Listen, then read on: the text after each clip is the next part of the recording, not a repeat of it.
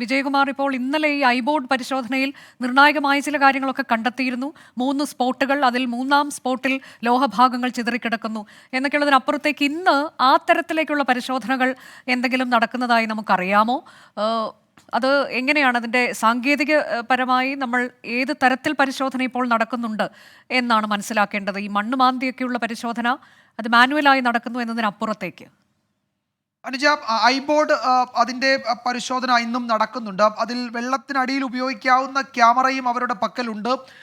അത് ഉപയോഗിക്കാൻ പറ്റുന്ന ഒരു സാഹചര്യം ഉണ്ടായാൽ അത് ആ ഒരു സാധ്യതയെ കൂടി തേടുമെന്നുള്ളതാണ് അവിടെ നിന്ന് മനസ്സിലാക്കാൻ കഴിയുന്നത്. അപ്പോൾ ഐബോർഡ് പരിശോധന, ഡ്രോൺ പരിശോധന ഇന്നിപ്പോൾ തുടരുന്നുണ്ട്. അതിൽ നേരത്തെ ഷഫീദ് സൂചിപ്പിച്ചതുപോലെ സ്പോട്ട് 1, സ്പോട്ട് 2 and 3 ഈ 2 കേന്ദ്രങ്ങളിലേക്കാണ് ആ പരിശോധന കേന്ദ്രീകരിക്കുന്നത്. അവിടെ നിന്ന് കൂടുതൽ വിവരങ്ങൾ ശേഖരിക്കുക എന്നതാണ് അവരുടെ ലക്ഷ്യം. കാര്യമായ മഴയൊക്കെ ഉണ്ടെങ്കിലും ഇതുവരെ ആ പരിശോധനയ്ക്ക് കാര്യമായ തടസ്സം ഉണ്ടായിട്ടില്ല.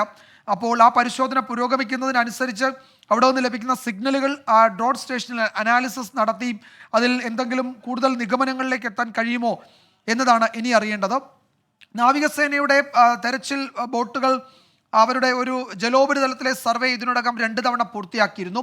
ആർമി സംഘവും ആ ബോട്ടിലുണ്ടായിരുന്നു. ഒരു കാര്യം ഉറപ്പുള്ളത്, അവിടുത്തെ വെള്ളത്തിൻ്റെ ഒഴുക്ക് ഈ ഘട്ടത്തിലും ഏതാണ്ട് 7 knots ആണ്. 7 knots എന്ന് പറയുമ്പോൾ 6 നോട്ടാണെങ്കിൽ 11 കിലോമീറ്റർ വേഗമാണ് ഒരു മണിക്കൂറിൽ വെള്ളം ഒഴുകുന്ന ആ വേഗത്തിൽ. അപ്പോൾ 7 നോട്ട് എന്ന് പറയുന്നത് അതിലും കൂടുതലാണ്.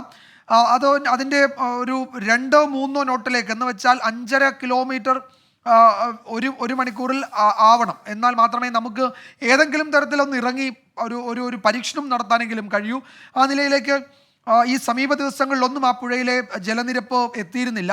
തന്നെയുമല്ല, ഇടവിട്ട് പെയ്യുന്ന കനത്ത മഴ അത് തുടർച്ചയായി കൂടുതൽ വെള്ളം ആ പുഴയിലേക്ക് എത്തുന്നു എന്നതും ഈ ഘട്ടത്തിൽ ഓർക്കേണ്ടതുണ്ട്. അപ്പോൾ പ്രതികൂല കാലാവസ്ഥയാണ്. ഭൗതിക സാഹചര്യം പുഴയിലേതൊട്ടും മെച്ചവുമല്ല.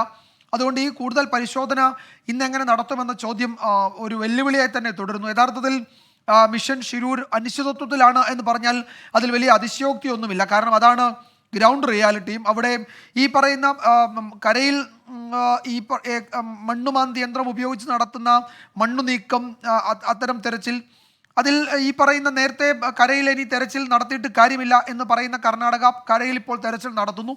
ലോറി മാത്രമേ വെള്ളത്തിലുള്ളൂ. അതിൽ ആളുണ്ടോ എന്നതിലൊരു നിഗമനത്തിലേക്ക്, ഒരു തീർപ്പിലേക്ക് എത്താൻ കഴിയാത്ത പശ്ചാത്തലത്തിലാണ് കരയിൽ അവർ ഒരു പരിശോധന നടത്തുന്നത് എന്നാണ് നമ്മൾ മനസ്സിലാക്കേണ്ടത്. കാരണം ഈ ലക്ഷ്മൺ എന്ന് പറയുന്ന ആളുടെ കടയിലേക്ക് എത്തിയതിൽ ഒരാൾ അർജുനാണ് എന്ന ചില അനുമാനം ചില സാക്ഷികൾ അങ്ങനെ പറഞ്ഞു. അതിലൊന്നും ഒരു ആധികാരികതയും നമുക്ക് ഈ ഘട്ടത്തിൽ കൽപ്പിക്കാൻ കഴിയില്ലെങ്കിലും അത്തരം സാധ്യതകൾ ഈ 11 ദിവസമാകുമ്പോഴും ഒരു സൂചനയും കിട്ടാത്ത ഒരു പശ്ചാത്തലത്തിൽ ലഭ്യമാകുന്ന എല്ലാ കച്ചിത്തുരുമ്പിനും പിന്നാലെ പോകുക എന്നത് മാത്രമാണ് ഇവിടെ ബാക്കിയുള്ളത്. അതാണ് നടക്കുന്നത്.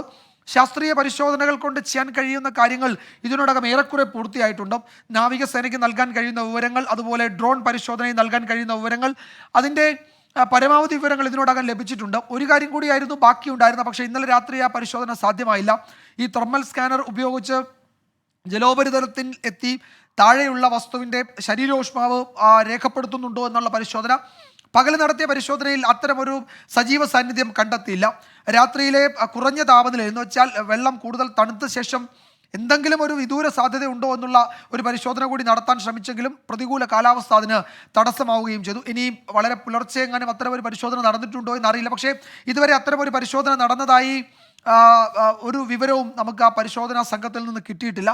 അപ്പോൾ ചുരുക്കത്തിൽ ശാസ്ത്രീയമായി അക്കാര്യത്തിൽ ചെയ്യാൻ കഴിയുന്ന പ്രായോഗിക പരിശോധനകളൊക്കെ പൂർത്തിയാക്കിയിട്ടുണ്ട്. ലോറിയുടെ സ്ഥാനം ഏറെക്കുറെ ഉറപ്പിച്ചിട്ടുണ്ട്. പോയിന്റ് 3 എന്ന് ഇന്നലെ പറഞ്ഞ ആ സ്ഥലത്ത് ആ വാഹനമുണ്ട്, അതിൻ്റെ ഘടനയൊക്കെ സംബന്ധിച്ചുള്ള ഏറെക്കുറെ വിവരങ്ങൾ ലഭ്യമായിട്ടുണ്ട്. അതിനെ ഉയർത്തിക്കൊണ്ട് വരിക, ഇനിയിപ്പോൾ ക്യാബിൻ പരിശോധിക്കേണ്ട, ഉയർത്തിക്കൊണ്ട് വരികയാണെങ്കിലും 2-3 നാവികർക്ക് താഴേക്ക് ഇറങ്ങി ഈ വാഹനത്തിലേക്ക് ശക്തിയേറിയ ഉരുക്കിൻ്റെ കൊളുത്തുകൾ, ഹുക്കുകൾ സ്ഥാപിക്കേണ്ടതുണ്ട്. പക്ഷേ അതിനൊന്നും പറ്റുന്ന ഒരവസ്ഥയും അവിടെയില്ല.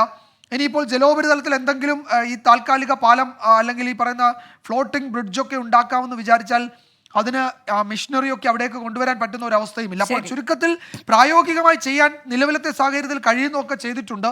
അതിനപ്പുറത്തേക്ക് കാലാവസ്ഥയാണ് പ്രശ്നമാവുക.